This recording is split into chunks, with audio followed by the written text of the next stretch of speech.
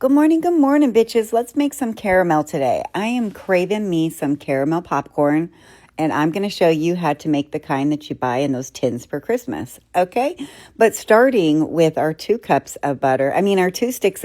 I'm sorry, 2 sticks, 1 cup of butter, and 1 cup of our Caro syrup, 1 can of sweetened condensed milk, a half a cup of packed brown sugar. I mean, push it in there and make sure that bitch is packed, okay? Half a cup. And then you're going to add half a cup of granulated sugar. Now, these ingredients need to melt and come together and come to a 260 degree temperature. I want them at 260 so I know that they're going to set like our caramels will, and then we will wrap them in plastic and use them later.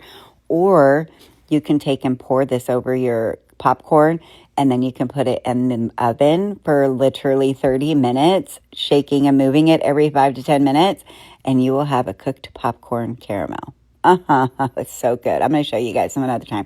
Anyway, make sure as you're doing this process, this entire video is 18 minutes. You do have to stir the entire time.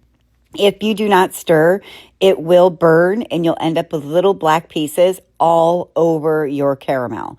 That is the only way we know you are not a professional in making caramels, because of the little black specks everywhere that come into it. Does that mean it's going to taste bad? No, do not throw it away.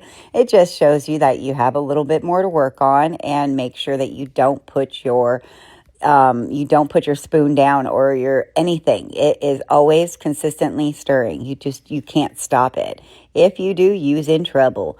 Anyways, my temp came to 250. I'm pulling it out. I added our homemade vanilla to the batch, and now we're getting ready to pour them into their molds, okay? First, we got to add the magic, though, bitch. You knew we weren't going to miss this part, right? Always adding it towards the end, because remember, we do bring it up to a 250 degree, and we don't want to cook our RSO in that temperature. So we are going to add it at the end. And do we need anything extra to make it go in? No, there is so much fat in there from the corn syrup as well as your butter. This is going to mix in perfectly.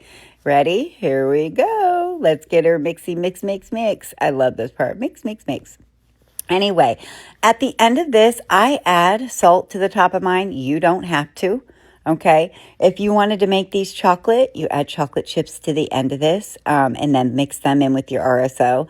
So many good things you can do with caramel, guys. You can drop this in your coffee, your hot chocolate, your tea. Anyway, love you.